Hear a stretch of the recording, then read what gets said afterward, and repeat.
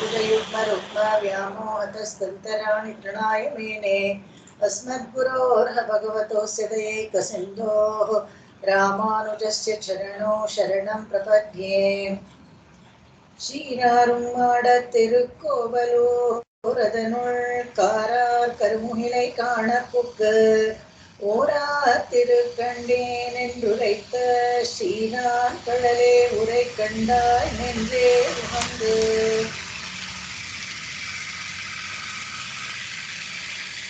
ಆರು ಹಾಡಾಗಿತ್ತು ಏಳು ಹಾಡಾಗಿತ್ತು ಅನ್ಸುತ್ತೆ ಮೂರನೇ ತಿರುವಂದಾದಿನಲ್ಲಿ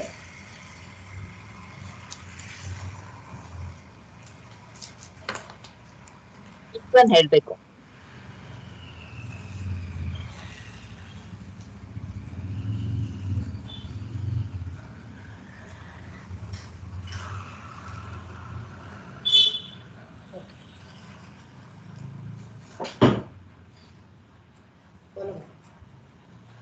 ಯಾರಿದ್ದೀರಾ? ಯಾರಾದ್ರೂ ಒಬ್ರು ಫಾಲೋ ಮಾಡಿ. கடல் தொழுதும் வானெஞ்சே ಕಾರ್ಕಡಲ್ ನೀರ್ ಮೇಲೆ ಯಾರಿದ್ದಾರೆ? ಇವರಿಲ್ವಾ?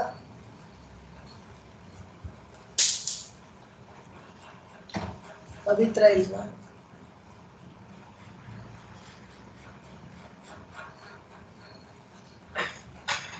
ಯಾರಾದ್ರೂ ಒಬ್ರು ಫಾಲೋ ಮಾಡಿ. ಯಾಕೆ ವೈ ಆರ್ ಯು ಹೆಸಿಟೆಂಟ್? ಹೇಳಿ ಹೇಳಿ. கடல் தொழுதும்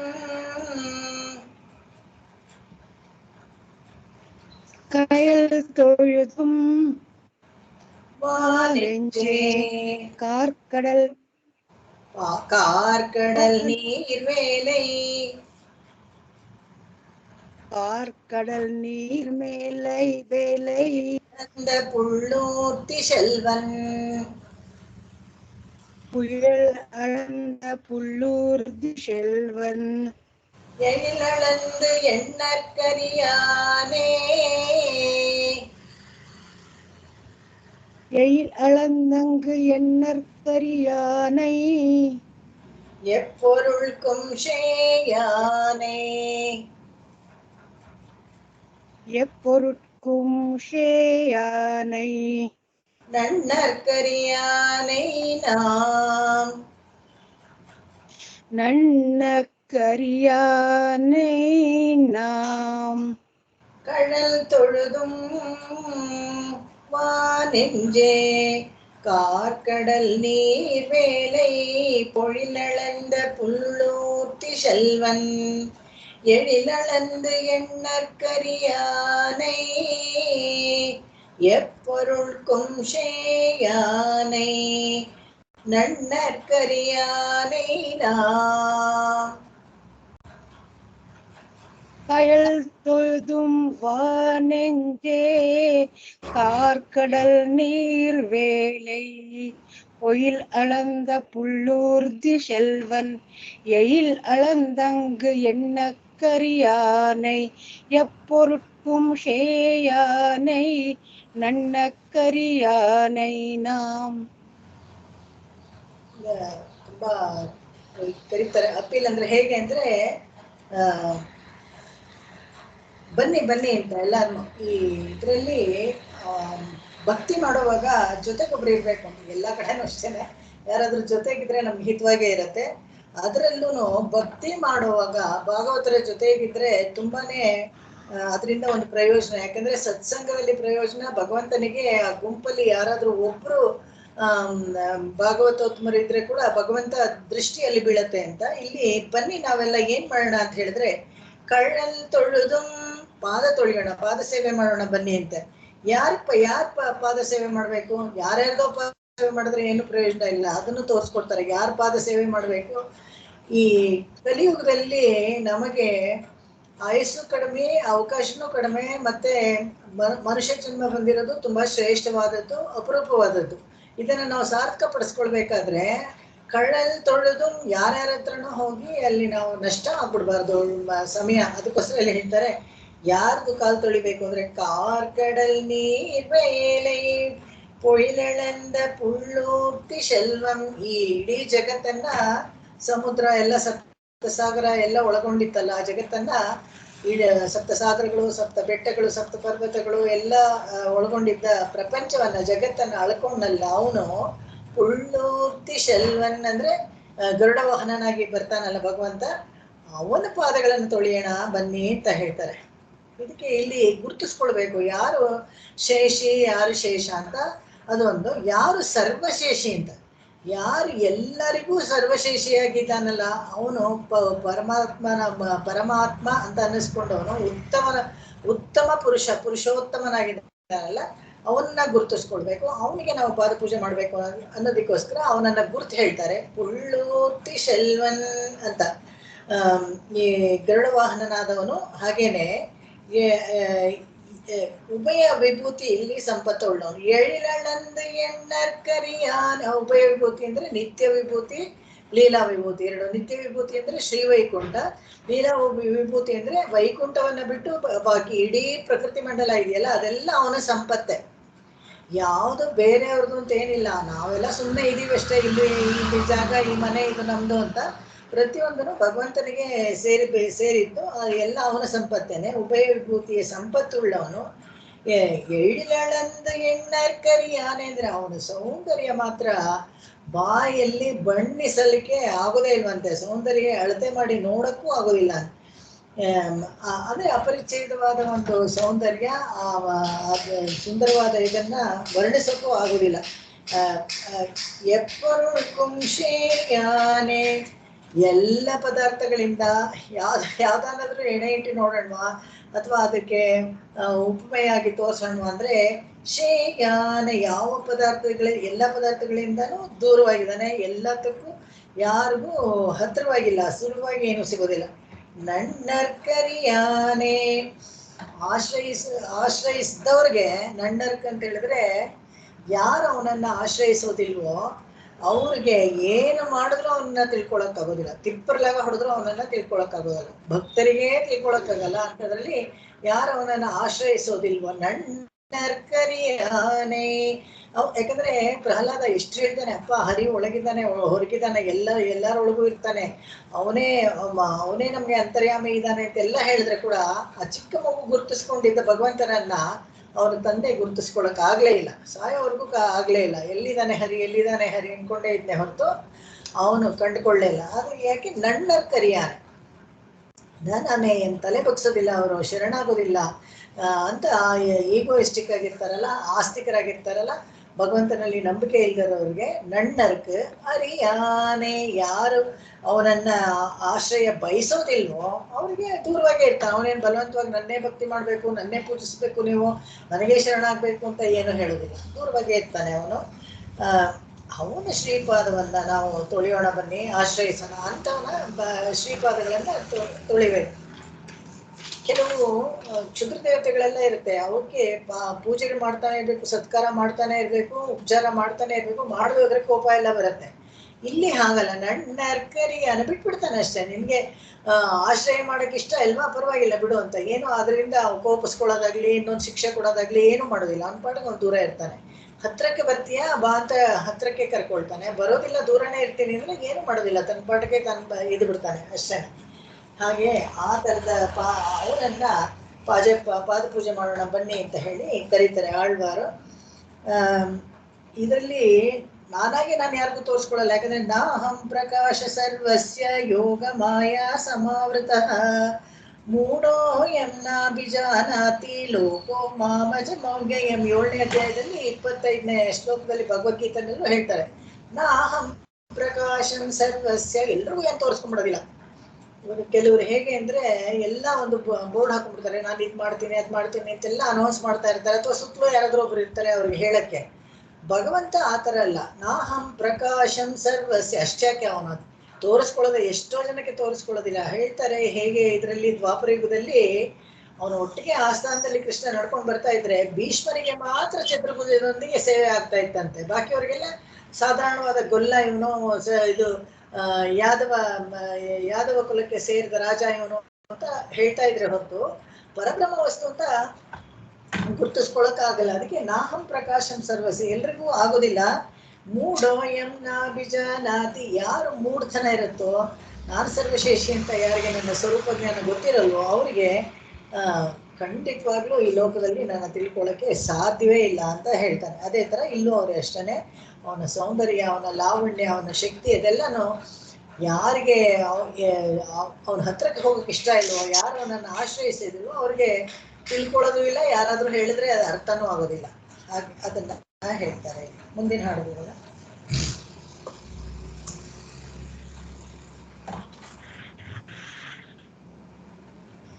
நாமம்பல சொல்லி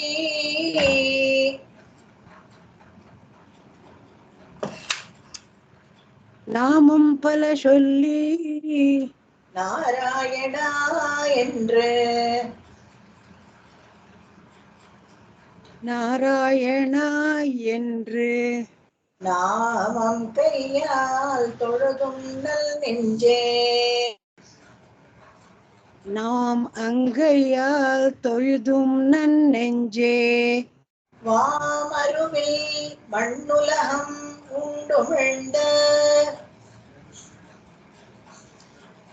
வாமருவி மண்ணுலகம் உண்டுமிழ்ந்த வண்டரையும் தன் துழாய்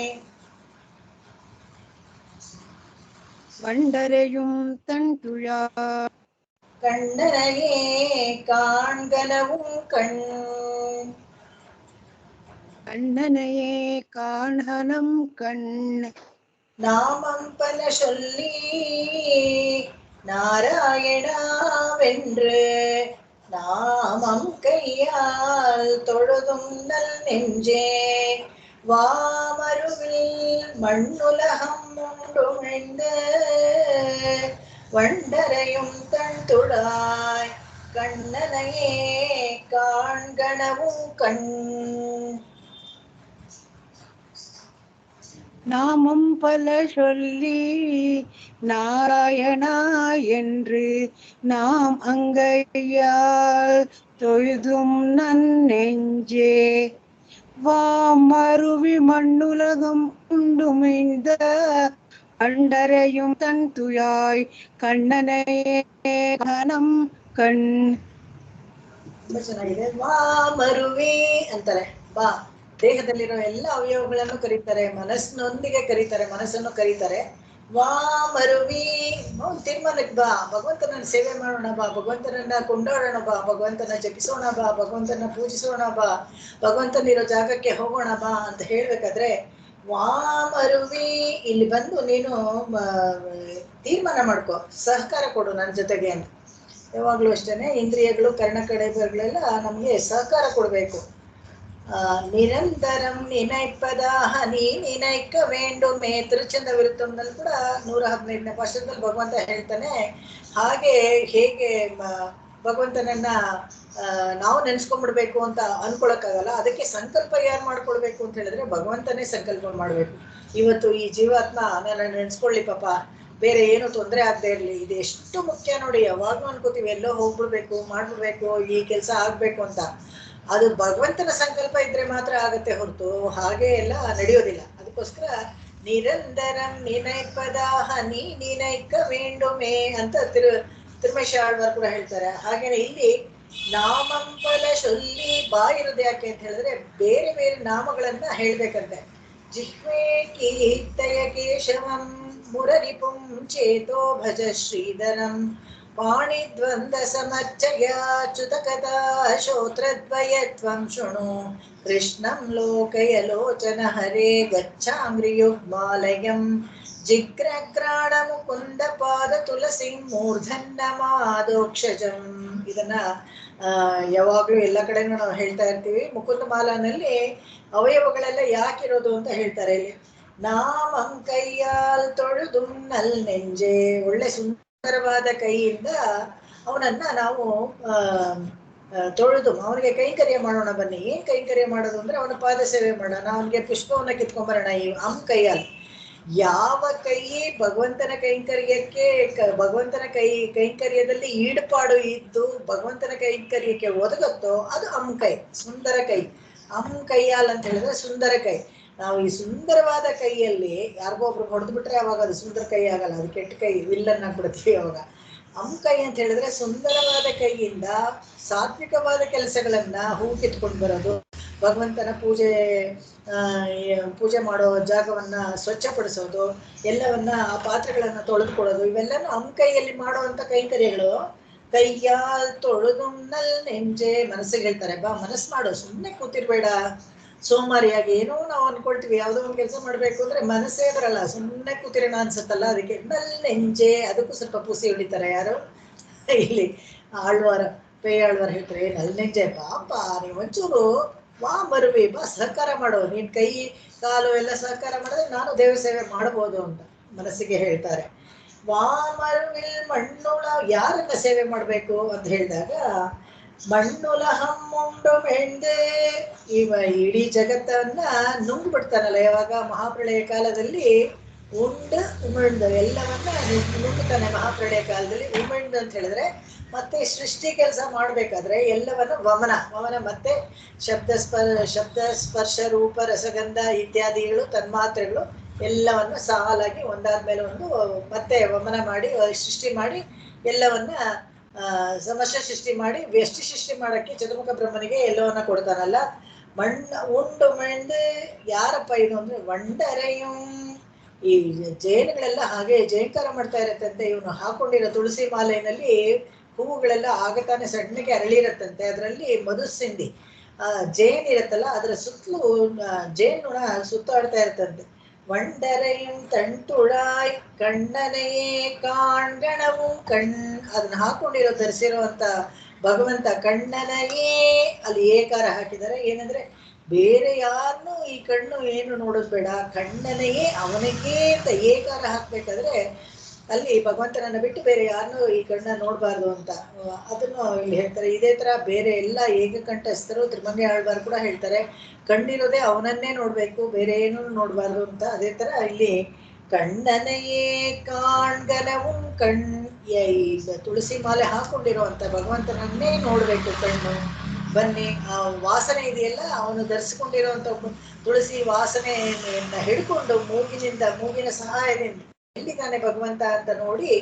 ಇವತ್ತು ಯಾರೋ ಒಬ್ರು ಹಾಕಿದ್ರು, ಯಾವ್ದು ಡೆಮೆನ್ಷಿಯಾಗಿ ಏನಪ್ಪ ರೆಮಿಡಿ ಎಲ್ಲ ಕಣ್ಣು ಮುಚ್ಕೊಂಡು ಕೆಲಸ ಮಾಡಿ ಅಂತ. ಕಣ್ಣು ಮುಚ್ಕೊಂಡು ಕೆಲಸ ಮಾಡಿದಾಗ ಮಂಗಳ ದ್ರವ್ಯಗಳು ಎಲ್ಲಿ ವಾಸನೆ ಬರುತ್ತೋ ನಿಮ್ಮ ಮೂಗು ತೋರಿಸ್ಕೊಡುತ್ತೆ ಎಲ್ಲಿ ಭಗವಂತ ಇದ್ದಾನೆ ಅಂತ. ಅಲ್ಲಿ ಹತ್ರಕ್ಕೆ ಹೋಗಿ ಆಮೇಲೆ ಕಣ್ಬಿಡಿ, ಅಲ್ಲಿ ನಿಮ್ಮ ಭಗವಂತ ಇರ್ತಾನೆ.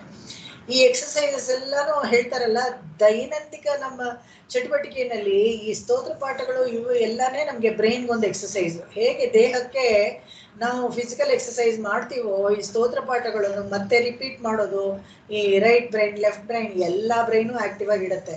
ಅವಾಗ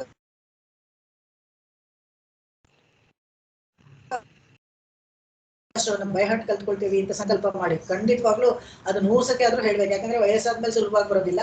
ಅಷ್ಟು ಸತಿ ಹೇಳುವಾಗ ಆವರ್ತಿ ಏನೇನ್ ನೋಡಿ, ಆಕ್ಚುಲಿ ನಿಮ್ಮ ಕಿವಿ ನೀವು ಹೇಳಿದ್ದನ್ನು ಕೇಳಿಸ್ಕೊಳ್ತಿರತ್ತೆ, ಬಾಯಿ ಹೇಳುತ್ತೆ, ನಾಲ್ಗೆ ಚಟುವಟಿಕೆ ಇರುತ್ತೆ, ಕಣ್ಣು ನೋಡುತ್ತೆ, ಮನಸ್ಸಲ್ಲಿ ನಿಮ್ಗೆ ಅದನ್ನ ರಿಜಿಸ್ಟರ್ ಮಾಡ್ಕೊಳ್ಳೋದು, ಎಷ್ಟೊಂದು ಎಲ್ಲ ಮುಖ್ಯವಾದ ಎಲ್ಲ ಇಂದ್ರಿಯಗಳು ಆಕ್ಟಿವ್ ಆಗಿರುತ್ತೆ.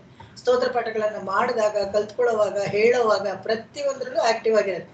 ಆವಾಗ ಅದೇ ಸಾಕು. ಬ್ರೈನ್ ಆಕ್ಟಿವ್ ಆಗಿದ್ರೆ ಡಿಮೆನ್ಷಿಯಾ ಅದೆಲ್ಲ ಬರುವೇ ಇಲ್ಲ. ಅದನ್ನ ಅಲ್ಝೈಮರ್ ಏನೋ ಡಿಸೀಸ್ ಹೇಳ್ತಾರಲ್ಲ, ಬ್ರೈನ್ ಆಕ್ಟಿವ್ ಆಗಿ ಇಟ್ಕೋಬೇಕು. ಅದನ್ನೇ ಮಾಡಕ್ಕೆ ಹೇಗೆ ಅಂದ್ರೆ, ದಿನವೂ ಒಂದು ದಿನ ಬಿಡದೆ ಸರ್ವಶೇಷಿಯಾದ ಭಗವಂತನನ್ನ ನೋಡ್ಬೇಕು ಅಂತ ಆಸೆ ಪಡ್ಬೇಕು, ಅವನ ಕೈಂಕರ್ಯ ಮಾಡ್ಬೇಕು ಅಂತ ಆಸೆ ಪಡ್ಬೇಕು. ನೋಡ್ಬೇಕು ಅಂತ ಹೋಗ್ಬೇಕಾದ್ರೆ ಕಾಲ್ ನಡ್ಕೊಂಡು ಹೋಗುತ್ತೆ, ಕೈಂಕರ್ಯ ಮಾಡ್ಬೇಕು ಅಂದ್ರೆ ಕೈ ತೊಡಗಿಸ್ಕೊಳ್ಳುತ್ತೆ, ಹೂ ಕಿತ್ಕೊಂಡು ಬರುತ್ತೆ, ಕಣ್ಣನ್ನು ನೋಡುತ್ತೆ, ಮೂಗು ಅವನನ್ನ ಹಿಡ್ಕೊಂಡು ವಾಸನೆ ಹುಡ್ಕೊಂಡು ಹೋಗುತ್ತೆ. ಈ ತರ ಎಲ್ಲಾ ಅಂಗಗಳು ಭಗವಂತನಿಗೆ ಸಮರ್ಪಣೆ ಆಗತ್ತೆ. ಅದು ನೀವು ಮನಸ್ಸು ಮಾಡಬೇಕು. ಮರುವಿ ಮನಸ್ಸು ಸ್ಥಿರವಾಗಿ ಅದು ಸಂಕಲ್ಪ ಮಾಡಿಕೊಂಡ್ರೆ ಎಲ್ಲ ಕೆಲಸ ಆಗತ್ತೆ. ಕಣ್ಣನೆಯೇ ಕಾಣ್ಗಣವು ಕಣ್ಣು, ಅವಾಗ ನಿನ್ನ ಕಣ್ಣು ದೇವರನ್ನೇ ನೋಡುತ್ತೆ ಅಂತ. ಇಲ್ಲಿ ಏನೇನ್ ಮಾಡ್ಬೇಕು ಅಂತ ಹೇಳಿದಾಗ, ವಾಯಾಲ್ ಬಾಯಿಂದ ಏನ್ ಮಾಡ್ಬೇಕು, ನಾಮಂ ಫಲ ಶೊಲ್ಲಿ ಕೈಯಾಲ್ ಅರ್ಚನೆಯನ್ನ ಮಾಡ್ಬೇಕು. ಮರುವಿ ಬಾ ಸಹಕರಿಸು. ಈ ಸಹಕರಿಸು ಅಂತ ಹೇಳ್ಬೇಕಾದ್ರೆ ಇನ್ನೊಂದು ಮುಖ್ಯವಾದ ಒಂದು ವಿಷಯವನ್ನ ನಾವು ತಿಳ್ಕೊಳ್ಬೇಕು. ಪ್ರತಿ ಕ್ಷಣವೂ ಕರ್ಣಕಳೆ ಬರಗಳು ಹೊಸದಾಗಿ ರೀಪ್ಲೇಸ್ ಆಗ್ತಾ ಇರುತ್ತೆ. ನಾವು ಅನ್ಕೊಳ್ತೀವಿ ನಾವು ಹುಟ್ಟದಾಗಿಂತ ಹೀಗೇನೆ ಸ್ವಲ್ಪ ಬೆಳೆದಿದೀವಿ ಅಷ್ಟೇನೆ, ಈಗ ವಯಸ್ಸಾಗ್ತಾ ಇದೆ ಅಂತ. ಹಾಗಲ್ಲ, ಎವ್ರಿ ಸೆಲ್ ಇದೆಯಲ್ಲ ಅದಕ್ಕೆ ಬೇರೆ ಬೇರೆ ಅದು ರೀಪ್ಲೇಸ್ ಆಗ್ತಾ ಇರುತ್ತೆ. ಇದು ಕಳೆ ಬರದಲ್ಲಿ ಕರ್ಣಗಳೆಲ್ಲ ಇದೆಯಲ್ಲ ಪ್ರತಿನಿತ್ಯ ಅದನ್ನ ರೀಪ್ಲೇಸ್ ಮಾಡ್ತಾನೆ ಇರ್ತೇನೆ, ಹೊಸ ಹೊಸದಾಗಿ ಚೇಂಜ್ ಆಗ್ತಾನೆ ಇರುತ್ತೆ. ಅದನ್ನ ಕೊಡ್ಬೇಕು ಭಗವಂತ ನಮ್ಗೆ, ಅದು ಕೊಟ್ರೇನೆ ನಾವು ಅದನ್ನ ಯೂಸ್ ಮಾಡೋಕ್ಕಾಗತ್ತೆ. ಕಣ್ಣು ಪಂಚೇಂದ್ರಿಯಗಳೆಲ್ಲನೂ ಅಷ್ಟೇನೆ ಈ ವಿಶೇಷವಾಗಿ ಹೇಳ್ತಾರೆ. ಹೇಗೆ ನಾನು ಈಗಾಗಲೇ ಹೇಳ್ತಲ್ಲ, ಕುಲಶೇಖರ ಆಳ್ವಾರ್ ಹೇಳಿದ್ರು ಇದರಲ್ಲಿ ಮುಕುಂದ ಮಾಲನಲ್ಲಿ ಆ ಥರ ನಾರಾಯಣ ಎನ್ನುಂ ನಾಮಂ. ನಾರಾಯಣ ಅಂತ ಯಾಕೆ ಮುಖ್ಯವಾಗಿ ಹೇಳಿದ್ರು? ಎಷ್ಟೊಂದು ನಾಮಗಳಿತ್ತಲ್ಲ ಅಂತ ಹೇಳಿದ್ರೆ ಈ ವ್ಯಾಪಕ ತತ್ವವಾದ ನಾರಾಯಣ ನಾಮವನ್ನ ಹೇಳ್ತಾರೆ ಇಲ್ಲಿ. ನಾರಗಳಿಗೆಲ್ಲ ಅಯಣನಾದವನು. ಏನಂದ್ರೆ ಚೇತನ ಮತ್ತು ಅಚೇತನ ವಸ್ತುಗಳಿಗೆಲ್ಲ ಡೆಸ್ಟಿನೇಷನ್. ಅಯಣ ಅಂದ್ರೆ ಡೆಸ್ಟಿನೇಷನ್, ಕೊನೆಯಲ್ಲಿ ಎಲ್ಲಿ ಹೋಗಿ ಮುಟ್ಟಬೇಕು ಅಂತ ಹೇಳಿದ್ರೆ ಅದು ಭಗವಂತನೇ. ಅದೇನೆ ಅವನ ಹೆಸರು ಕೂಡ, ಅದೇ ನಾರಾಯಣ ಅಂತ. ಸರ್ವಶೇಷಿ, ಅವನು ಶರೀರಿ, ನಾವು ಅವನ ಶರೀರ. ಇದನ್ನ ನಾವು ತಿಳ್ಕೊಂಡ್ಬಿಡ್ಬೇಕು. ಈ ಸಂಬಂಧ ಏನಾಗ ಕೈಯಾಲ್ ತೊಳೆದು ಅಂತ ಹೇಳಿದ್ರೆ, ಕೈಯಾಲ್ ತೊಳೆದು ಅಂದ್ರೆ ಅಂಜಲಿ ಮಾಡ್ಬೇಕು ಅಂತ. ತುಂಬಾ ಎರಡೂ ಕೈಯನ್ನ ಜೋಡಿಸಿ ನಮಸ್ಕಾರ ಮಾಡ್ಬೇಕು. ಈ ಹೂವು ಗಿವು ಅರ್ಚನೆ ಎಲ್ಲ ಏನು ಮಾಡದೆ ಹೋದ್ರೆ ಕೂಡ ಒಂದು ನಮಸ್ಕಾರ ಮಾಡ್ಬೇಕು. ಎಷ್ಟೋ ಜನ ನಾವು ನೋಡ್ತೀವಿ, ಎಲ್ಲ ತೇಗಳು ಅದು ಇದು ಎಲ್ಲ ಹೋಗ್ತಾ ಇರುತ್ತೆ, ಉತ್ಸವಗಳೆಲ್ಲ ಹೋಗ್ತಾ ಇರುತ್ತೆ, ಅವ್ರು ಇವ್ರು ಕಾಲು ತೊಳ್ಕೊಂಡು ನೋಡ್ಬೇಕು ಅಂತ ಇರ್ತಾರೆ ಹೊರತು ಕೈಯನ್ನ ಜೋಡಿಸಿ ನಿಂತ್ಕೋಬೇಕು ಅಂತ ತುಂಬಾ ಕಡಿಮೆ ಜನ ಇರ್ತಾರೆ. ಯಾಕಂದ್ರೆ ಅವ್ರಿಗೂ ಏನೋ ಆತಂಕ ಇರುತ್ತೆ, ಪೊರಸೆಲ್ಲೂ ಇರುತ್ತೆ, ಸರಗಳು ಹಾಕೊಂಡಿರ್ತಾರೆ, ಸರಗಳರು ಇರ್ತಾರೆ.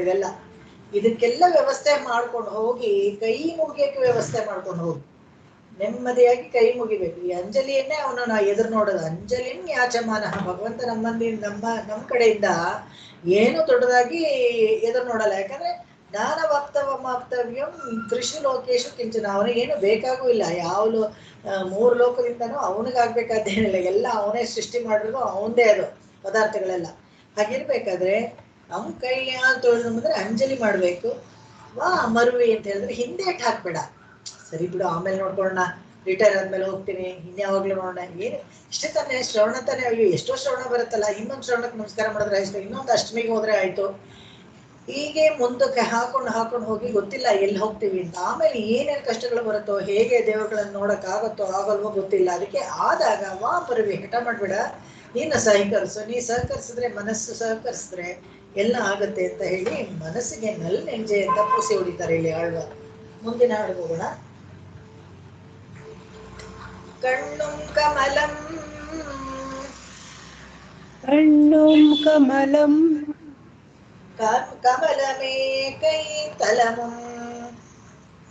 கமலமே கைத்தலமும் மண்ணளந்த பாதமும் மத்தவையே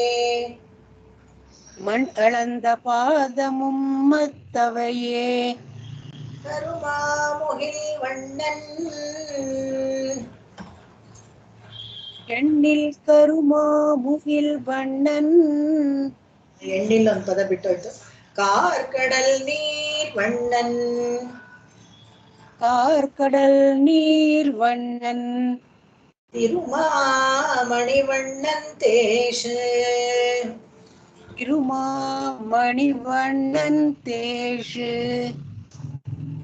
கண்ணும் கமலம் கமலமே கைத்தலமும் மண்ணளந்த பாதமும் மத்தவையே எண்ணில் கருமாமுகில் வண்ணன் கார்கடல் நீர் வண்ணன் திருமாமணி வண்ணன் தேஷ.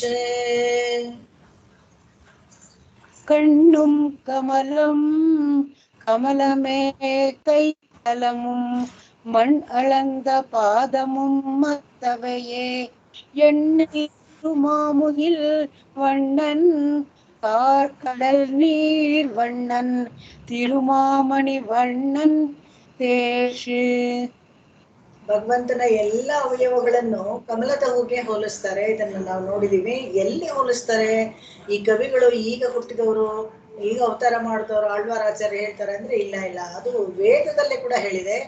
ಕಪ್ಯಾಸಂ ಪುಂಡರೀಕಮೇವ ಅಕ್ಷಿಣಿ ಅಂತ ಹೇಳ್ಬಿಟ್ಟು ಚಾಂದೋಗ್ಯ ಉಪನಿಷತ್ತಲ್ಲಿ ಬಂದಿದ್ದ ವಾಕ್ಯಕ್ಕೆ ಇದನ್ನೇ ಯಾದವ ಪ್ರಕಾಶರು ತಪ್ಪಾಗಿ ಅರ್ಥ ಹೇಳಿದಾಗ ಭಗವದ್ ರಾಮಾನುಜರಿಗೆ ತುಂಬಾ ಸಂಕಟ ಆಗಿ ಅಳ್ತಾರಲ್ಲ, ಇದೇನೆ ಇದು ವೇದದಲ್ಲೇ ಹೇಳಿದೆ. ಭಗವಂತನ ಕಣ್ಣುಗಳು ಕೆಂಪಡೆದ ಕಮಲಗಳ ತರ ಇತ್ತು ಅಂತ, ಅದನ್ನ ಇಲ್ಲಿ ಹೇಳ್ತಾರೆ. ಕಣ್ಣಂ ಕಮಲಂ ಕಾಡು ಹಣೋ ಅಂತ ಹೇಳ್ತಾರೆ. ಕೆಲವು ಆಳ್ವಾರ್ ಹಾಡ್ಬೇಕಾದ್ರೆ ತಾಮರೆ ಕಾಡು ಹಣೋ. ಏನ್ ತಾಮರೆ ಕಾಡು? ಎರಡು ಕಣ್ಣು, ಒಂದು ಬೆಟ್ಟ ತರ ಇದ್ನಂತೆ. ಯಾರು? ಪಚ್ಚೈ ಮಾಮಲೈ ಪೋಲ್ ಮೇನಿ.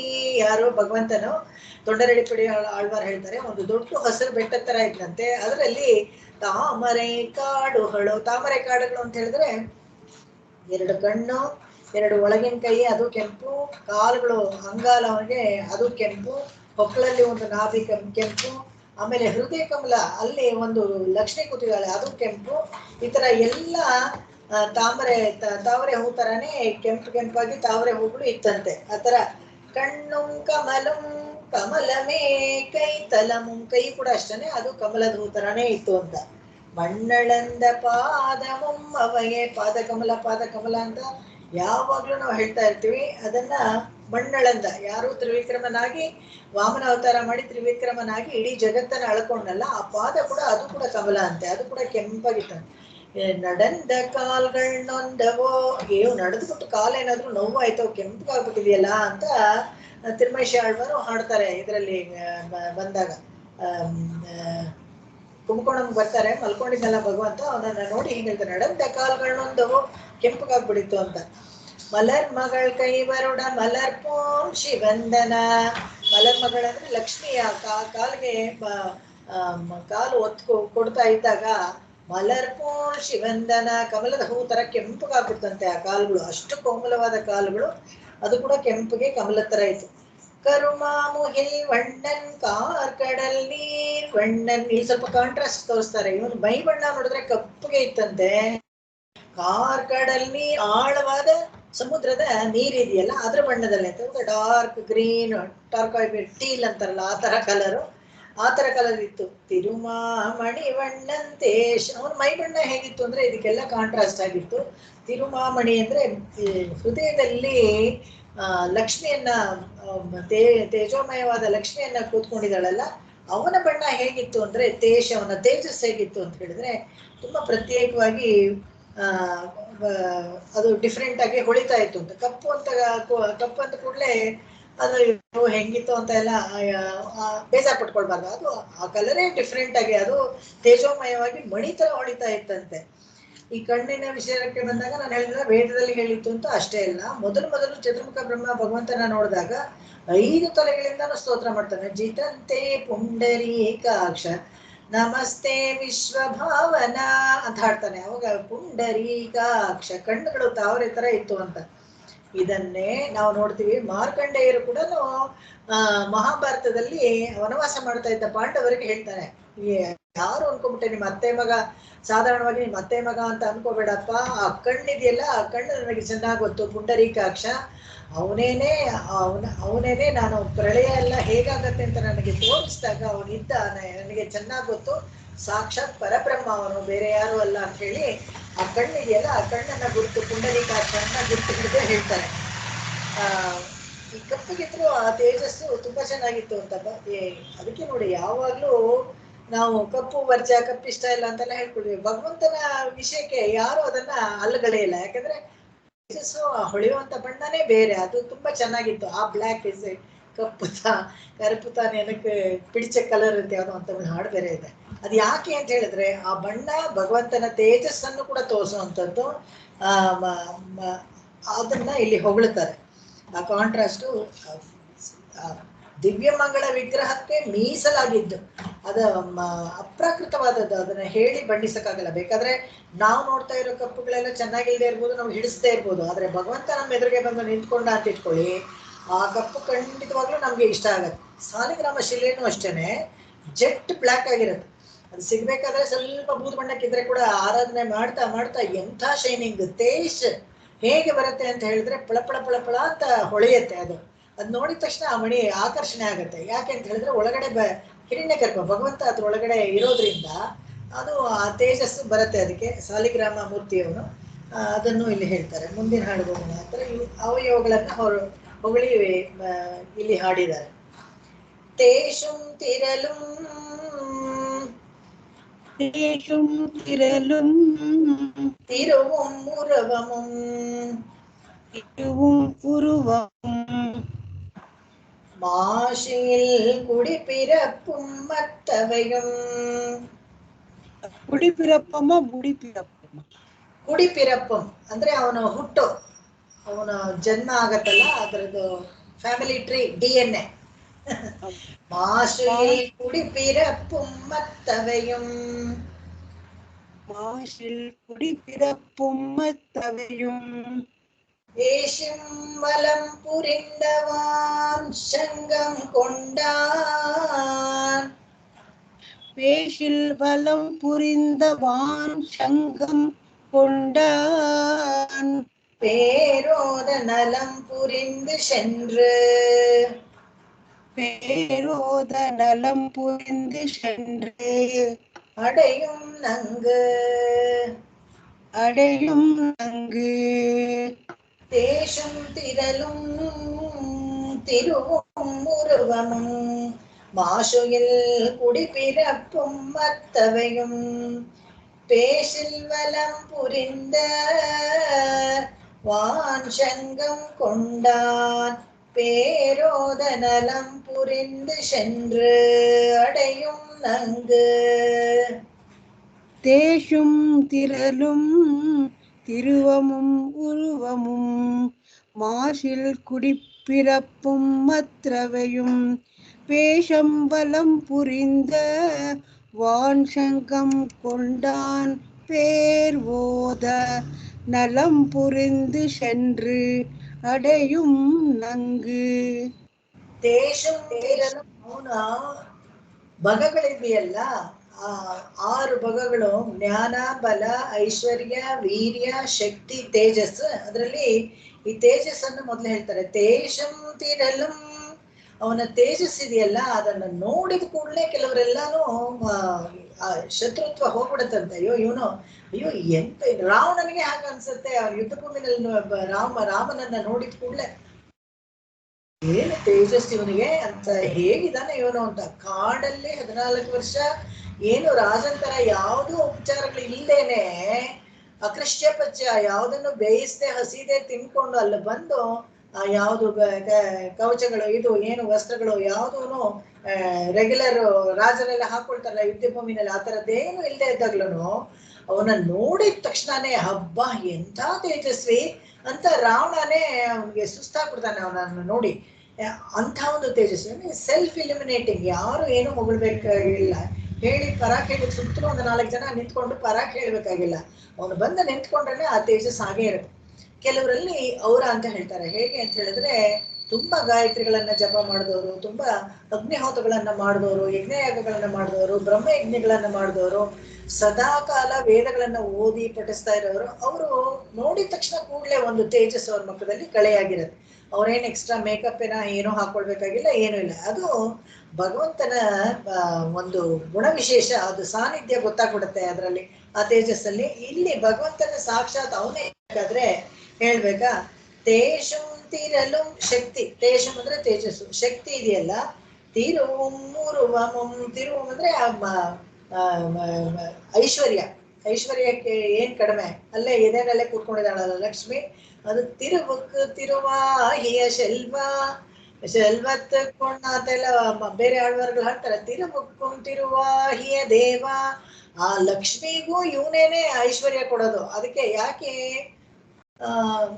ಹಾಡುಗಳಲ್ಲಿ, ಮುಂದೆ ಬರೋ ಹಾಡುಗಳಲ್ಲಿ ಹೇಳ್ತಾರೆ, ಲಕ್ಷ್ಮಿ ಸಮುದ್ರ ಮಥನ ಸಮಯದಲ್ಲಿ ಬಂದಾಗ ಮೊದಲು ಹೋಗಿ ಎದೆನಲ್ಲಿ ಯಾಕೆ ಕೂತ್ಕೊಳ್ತಾಳೆ, ಅಲ್ಲಿಂದನೇ ಬಂದು ಆಮೇಲೆ ಯಸ್ಯಾಂ ದಿಶಿ ವಿಹರತೆ, ಎಲ್ರಿಗೂ ಅನುಗ್ರಹ ಮಾಡಿದ್ಲು, ಎಲ್ಲ ದೇವತೆಗಳನ್ನು ನೋಡಿದ್ಲು ಅಂತ ಹೇಳಿದಾಗ ಅಲ್ಲಿ ಬರ್ತಾನೆ. ಹಾಗೇನೆ ಸಮುದ್ರದ ಮೇಲೆ ಬರ್ತಿದ್ದಂಗೆನೆ ಎಲ್ಲರೂ ನೋಡ್ಬಿಡ್ಬೋದಾಗಿತ್ತಲ್ಲ. ಅಂದ್ರೆ ತನ್ನ ಸ್ವರೂಪವನ್ನ ಸ್ಥಿರಪಡಿಸ್ಕೋತಾಳೆ. ತನ್ನ ಸ್ವರೂಪ ಏನಪ್ಪಾ ಅಂದ್ರೆ ಸದಾ ಲಕ್ಷ್ಮೀ ಕಾಂತೆಯಾಗಿರ್ಬೇಕು. ಇದು ನಾರಾಯಣನ ಹೆಂಡತಿಯಾಗಿ ತಿರುವಾಗಿ ಅಲ್ಲಿ ಹೃದಯದಲ್ಲಿ ಕೂತ್ಕೊಳ್ಬೇಕು.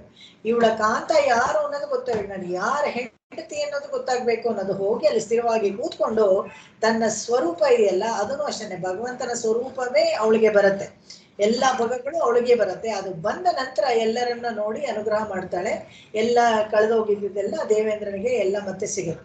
ಇದು ವಿಷಯ. ಆ ಸ್ವರೂಪವನ್ನ ಹೇಗೆ ಅಂದ್ರೆ ಭಗವಂತನ ಹತ್ರ ಹೋದಾಗ ತಿರುಮುರುವಂ ಅಂದ್ರೆ ಅಪ್ರಾಕೃತವಾದ ಸುಂದರವಾದ ಒಂದು ಶರೀರ ಭಗವಂತನಿಗೂ ಮತ್ತೆ ತಿರುವಿಗೆ ಇಬ್ಬರಿಗೂ ಅಷ್ಟೇನೆ ಅಪ್ರಾಕೃತವಾದದ್ದು. ಅದು ನಾವು ಇಲ್ಲಿ ಮಾಂಸ ಚಕ್ಷುಗಳಿಂದ ಆಗಿದ್ದ ದೇಹ ಅಲ್ಲ, ಅದು ಅಪ್ರಾಕೃತವಾದ ಮಾಶು ಕೂಡಿ ಪೀರಪ್ಪು ಅಷ್ಟೇ ಅಲ್ದೇನೆ ಅವನು ಈ ಅವತಾರ ಮಾಡಿದ್ನಲ್ಲ, ಈ ಹಂದಿ ಅವತಾರ ಮಾಡಿದ್ನಲ್ಲ, ಅದು ಹಂದಿ ತರ ವಾಸನೆ ಏನಾದ್ರು ಬಂತ ಅಂತ ಹೇಳಿದ್ರೆ ಏನಿಲ್ಲ. ಎಷ್ಟು ಸಾಧಾರಣವಾಗಿದ್ದ ಅಂತ ಹೇಳಿದ್ರೆ ಅಷ್ಟು ಸಹಜವಾಗಿದ್ದಂತೆ. ಎಲ್ಲ ಬಾಕಿ ಹಂದಿಗಳು ಕೂಡ ತುಂಬಾ ಫ್ರೆಂಡ್ಲಿಯಾಗಿ ಅವನ ಜೊತೆ ಓಡಾಡ್ತಾ ಇತ್ತಂತೆ. ಅದೇ ಮಾರೀಚ ಒಂದು ವೇಷ ಹಾಕೊಂಡು ಬರ್ತಾನಲ್ಲ, ಚಿನ್ನದ ಜಿಂಕೆಯಾಗಿ ಬಂದು ಮೋಸವಾಗಿ ಅಲ್ಲಿ ಇಲ್ಲಿ ಹುಲ್ ತಿಂತಾ ಇರ್ತಾನೆ. ಅವನಲ್ಲಿ ಬಂದಿದ ತಕ್ಷಣ ಬಾಕಿ ಜಿಂಕೆಗಳೆಲ್ಲ ದೂರ ಓಡೋಗ್ಬಿಡುತ್ತೆ. ಅದನ್ನ ನೋಡಿನೇ ಸೀತೆ ತಿಳ್ಕೊಳ್ಬೇಕಾಗಿತ್ತು ಇದು ಯಾವ್ದೋ ಮೋಸದ ಜಿಂಕೆ ಅಂತ. ಗೊತ್ತಾಗ್ಲಿಲ್ವಾ ಅಂದ್ರೆ ಗೊತ್ತಾಯ್ತು, ಇದೆಲ್ಲ ಒಂದು ನಾಟಕ. ಅವಳು ಹೋಗಿ ಅಲ್ಲಿ ಸೀತೆ ಸೆರೆ ಆಗ್ಬೇಕು, ರಾವಣನಿಗೆ ಶಿಕ್ಷೆ ಆಗ್ಬೇಕು, ಇದೆಲ್ಲ ಒಂದು ನಾಟಕ ತರ ಮಾಡ್ತಾ ಇರ್ತಾರೆ. ಆ ತರ ಮಾರೀಚನ ವೇಷ ಹಾಕೊಂಡಿದ್ರೆ ಕೂಡ ಚಿನ್ನದ ಜಿಂಕೆ ತರ ಅದು ಫುಲ್ ನ್ಯಾಚುರಲ್ ಆಗಿ ಇರಕ್ ಆಗ್ಲಿಲ್ಲ. ಅದೇ ಇವನು ಹಂದಿ ವೇಷ ಹಾಕೊಂಡಿದ್ದಾಗ್ಲೂ ತುಂಬಾ ಸಹಜವಾಗಿ ಬೇರೆ ಹಂದಿಗಳ ಜೊತೆ ಹಾಗೇ ಒಡನಾಟ ಇಟ್ಕೊಂಡಿದ್ದಂತೆ. ಹಾಗೆ ಆತ್ಮಾನ ಮಾನುಷಮನ್ನೇ ಅನ್ಬೇಕಾದ್ರೂ ಅಷ್ಟೇ, ಮನುಷ್ಯನಾಗಿ ಅವತಾರ ಮಾಡಿದಾಗ ಕೃಷ್ಣ ಅವತಾರದಲ್ಲಿ, ರಾಮಾವತಾರದಲ್ಲಿ ಸಹಜವಾಗಿ ಎಲ್ಲರ ಜೊತೆ ಬೆರೆತ್ಕೊಂಡು ಹಾಗೆ ಸಲೀಸಾಗಿದ್ದಂತೆ. ಊರು ಮನದ ಮಾಶಗಿಲ್ ಕುಡಿಪಿರಪ್ಪುಂ, ಇದು ತುಂಬಾ ಮುಖ್ಯ. ಇದನ್ನ ಭಗವದ್ಗೀತೆಯಲ್ಲಿ 2ನೇ ಚಾಪ್ಟರ್ನಲ್ಲೇ ಹೇಳ್ಬಿಡ್ತಾನೆ ಭಗವಂತ. ಜನ್ಮ ಕರ್ಮ ಚ ಮೇ ದಿವ್ಯಂ ಏವಂ ಯೋ ವೇತಿ ತತ್ವತಃ ತ್ಯಕ್ವಾ ದೇಹಂ ಪುನರ್ಜನ್ಮ ನೈತಿ ಮಾಮೇತಿ ಸೋರ್ಜುನ. ಅರ್ಜುನನಿಗೆ ಹೇಳ್ತಾನೆ, ನೀನು ಅನೇಕ ಜನ್ಮಗಳನ್ನ ತಗೊಂಡಿದೀಯ ಅರ್ಜುನ, ನಾನು ಅನೇಕ ಜನ್ಮಗಳನ್ನ ತಗೊಂಡಿದ್ದೀನಿ. ನನಗೆ ನಾನು ಯಾವ ಜನ್ಮ ತಗೊಂಡಿದ್ದೀನಿ ಅನ್ನೋದೆಲ್ಲ ನನಗೆ ನೆನಪಿದೆ. ಆದ್ರೆ ನಿನಗೆ ಯಾವ ಜನ್ಮಗಳನ್ನ, ಎಷ್ಟು ಜನ್ಮಗಳನ್ನ ತಗೊಂಡಿದೀಯ ಅಂತ ನಿನಗೆ ನೆನಪಿಲ್ಲ. ನನಗೆ ಯಾವ ಜನ್ಮದಿಂದಲೂ ನಾನು ತಗೊಂಡಿರೋ ಜನ್ಮಗಳಿಂದ ಕರ್ಮ ಅವಶೇಷ ನನಗೆ ಅಂಟ್ಕೊಳ್ಳೋದಿಲ್ಲ. ಆದ್ರೆ ನಿನಗೆ ಎಲ್ಲಾ ಜನ್ಮಗಳಿಂದನೂ ಏನು ತಪ್ಪು ಮಾಡ್ತೀಯೋ ಒಳ್ಳೇದ್ ಮಾಡ್ತೀಯೋ ಅದೆಲ್ಲ ಕರ್ಮದ ಅವಶೇಷ ನಿನಗೆ ಅಂಟ್ಕೊಳ್ಳುತ್ತೆ. ಇದು ಜನ್ಮ ಕರ್ಮ ಚಮೇ ದಿವ್ಯಂ, ನನ್ನ ಜನ್ಮ ಇದೆಯಲ್ಲ ಅದು ದಿವ್ಯವಾದದ್ದು. ಅದಕ್ಕೆ ನನಗೆ ಇಲ್ಲಿ ಮಾಶು ಯಾವ ದೋಷವೂ ನನಗೆ ಅಂಟ್ಕೊಳ್ಳೋದಿಲ್ಲ. ನಾನು ಹಂದಿ ಆದ್ರೆ ಕೂಡ ಅಷ್ಟೇ, ಇವನು ಹಂದಿ ಆಗ್ಬಿಟ್ಟ ಅಂದ್ರೆ ಯಾವಾಗ್ಲೂ ಹಂದಿಯಾಗೇ ಇರ್ತಾನೆ ಅಂತಲ್ಲ. ಬೇರೆ ಬೇರೆ ರೂಪ ತಗೊಂಡ್ರೆ ಕೂಡ ಹಂದಿ ಅವತಾರ ಯಾಕೆ ತಗೊಳ್ತಾನೆ ಅಂತ ಹೇಳಿದ್ರೆ, ಕೊಚ್ಚೆಯಲ್ಲಿರೋ ಭೂಮಿಯನ್ನ ಕಾಪಾಡ್ಬೇಕು ಒಂದು. ಅದೇ ತರ ನಾನು ತುಂಬಾ ಸತಿ ಹೇಳಿದೀನಿ, ಹೇಗೆ ಪಿಶುನರಾಗಿರ್ತಾರಲ್ಲ, ಯಾವ ಖರ್ಚು ಮಾಡಕ್ ಇಷ್ಟ ಇಲ್ಲ, ಬೇರೆಯವ್ರ ಹತ್ರ ಖರ್ಚು ಮಾಡಿಸ್ತಾ ಇರ್ತಾರಲ್ಲ, ಅವ್ರು ಅದೆಲ್ಲ ಅಕಸ್ಮಾತ್ ಏನಾದ್ರು ಶರಣಾಗತಿ ಮಾಡ್ಕೊಂಡ್ಬಿಟ್ರೆ ಅದಕ್ಕೆ ಇವನು ಅವ್ರಿಗೆಲ್ಲ ಅದಕ್ಕೆ ಶಿಕ್ಷೆನಲ್ಲಿ ಹಂದಿ ಜನ್ಮ ಬರ್ಬೇಕು. ಅಂದ್ರೆ ಅವ್ರ ಅಕಸ್ಮಾತ್ ಏನಾದ್ರು ಶರಣಾಗತಿ ಮಾಡ್ಕೊಂಡು ಬೇಗ ಹೋಗ್ಬಿಟ್ರೆ ಮೋಕ್ಷಕ್ಕೆ, ಅವ್ರ ಬದಲು ಪಾಪ ಇವನು ಅನುಭವಿಸ್ತಾನೆ ದೊಡ್ಡ ಹಂದಿಯಾಗಿ. ಬೃಹದಾಕಾರ ಹಂದಿಯನ್ನ ನೋಡಿದ್ರೆ ನಿಮ್ಗೆ ಹೇಗ್ ಗೊತ್ತಾಗತ್ತೆ ನೋಡಿ, ಎಷ್ಟು ಜನ ಆ ತರದವ್ರು ಇರ್ತಾರೆ ಅಂತ. ಅದೇ ತರ ಇಲ್ಲಿ ಮಾಶುಗೆ ಕುಡಿ ಪರ ಪುಮ್ಮತ್ತವಯಂ, ಇವನಿಗೆ ಎರಡ ಎಲ್ಲ ವಿಶೇಷವಾಗ್ಲು ಹೇಳ್ಬೇಕು ಅಂತ ಹೇಳಿದ್ರೆ ತುಂಬಾನೇ ಇದೆ. ಆ ಮಾಶುಗೆ ಕುಡಿ ಪರಂಗೆ ಕುಲಂ ತರುಂ ಶೆಲ್ವಂ ತಂದಿಡಂ, ಅದು ತಿರುಮಂಗಿ ಆಳ್ವಾರ್ ಕೂಡ ಹೇಳ್ತಾರೆ. ಭಗವಂತನ ನಾಮ ಸ್ಮರಣೆಯಲ್ಲೇ ಒಳ್ಳೆ ಕುಲವನ್ನ ತಂದ್ಕೊಡೋನ್ಗೆ ಅವನೇನಾದ್ರೂ ಹೀನ ಕುಲವನ್ನಾಗ್ತಾನ ಅಥವಾ ಕುಲೀನ ಅಲ್ಲ ಅಂತ ನಾವು ಹೇಳಕ್ಕಾಗತ್ತ ಅವನನ್ನ.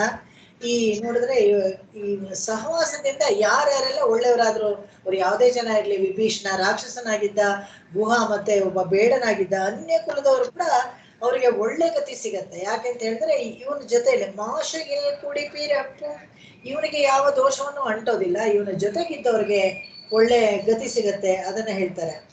ಪೇಶಿಲ್ವಲಂ ಪುರಿಂದವಾನ್ ಶಂಗಂ ಕೊಂಡಾನ್, ಹೇಳ್ಬೇಕು ಅಂತ ಹೇಳಿದ್ರೆ ಇವನು ಹೇಗೆ ವಲಂಪುರಿಂದ ಈ ತುಂಬಾ ಬಲಶಾಲಿಯಾಗಿ ಐಶ್ವರ್ಯವಾದ ಒಳ್ಳೆ ಚೆನ್ನಾಗಿ ಬಂದು ಅಂತವರನ್ನು ಸೇರ್ಕೊಳ್ತಾನೆ. ಹೇಗೆ ಅಂದ್ರೆ ಎಲ್ಲ ನಲಂಪುರಿಂದ ಎಲ್ಲಾ ಒಳ್ಳೆಯದು ಬಂದು ಸೇರ್ಕೊಳ್ಳುತ್ತೆ. ವಂಶದಲ್ಲಿ ಜನ್ಮವು ಮತ್ತೆ ಎಲ್ಲಾ ಒಳ್ಳೆಯದು ಚೆನ್ನಾಗಿ ಬಂದು ಅಂತವ್ರನ್ನ ಸೇರ್ಕೊಳ್ಳುತ್ತೆ. ಯಾರನ್ನ ಸೇರ್ಕೊಳ್ಳುತ್ತೆ ಅಂತ ಹೇಳಿದ್ರೆ, ಈ ಮಾಶಿಲ್ ದೇವರನ್ನ ಯಾರು ಭಕ್ತಿಯಿಂದ ಪೂಜೆ ಮಾಡ್ತಾರೋ ಅವ್ರಿಗೆಲ್ಲಾನು ಎಲ್ಲ ಒಳ್ಳೇದು ಆಗತ್ತೆ ಅನ್ನೋದಕ್ಕೆ ಇಲ್ಲಿ ಹೇಳ್ತಾರೆ.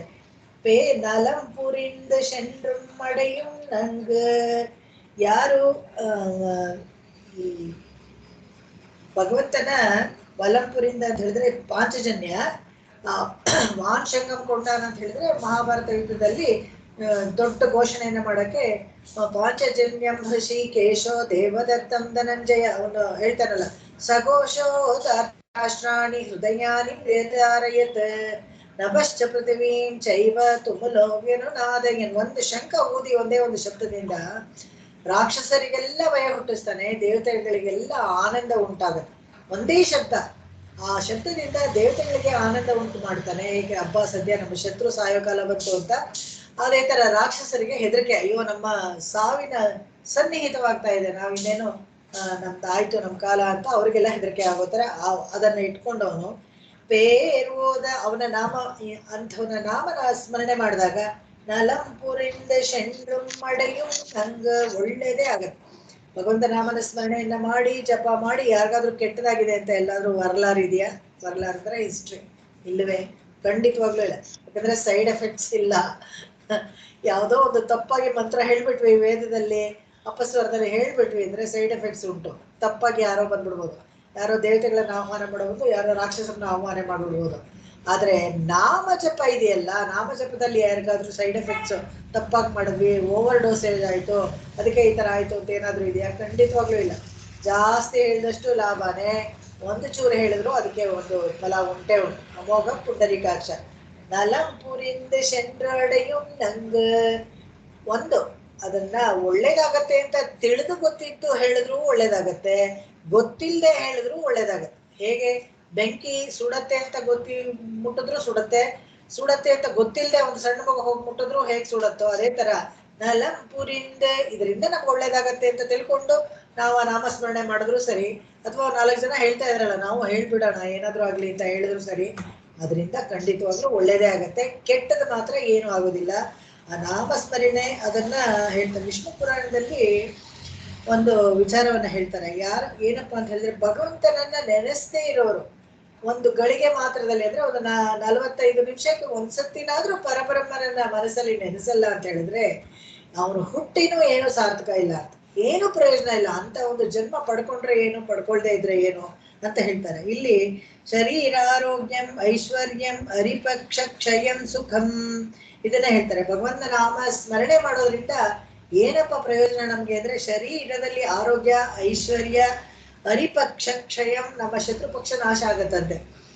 ಸುಖಂ ಅದರಿಂದ ಇದು ಎಲ್ಲದ್ರಿಂದಾನು ಸುಖನೇ ಉಂಟಾಗತ್ತೆ. ಆರೋಗ್ಯ, ಐಶ್ವರ್ಯ ಮತ್ತೆ ಶತ್ರುಗಳ ನಾಶದಿಂದ ಏನಾಗತ್ತೆ? ಸುಖತನೇ ಉಂಟಾಗತ್ತೆ. ಆ ತರ ಹೇಳ್ತಾರೆ. ನನ್ಗ ಅನ್ನೋದಕ್ಕೆ ಇದಿಷ್ಟು ಆಗತ್ತೆ ಅಂತ. ಯಾವ ತರ ನಮ್ಗೆ ಒಳ್ಳೇದಾಗತ್ತೆ ಅಂತ ಹೇಳಕ್ಕೆ ಇವಿಷ್ಟು ಆಗತ್ತೆ. ಮುಂದಿನ ಹಾಡಿಗೆ ಹೋಗೋಣ.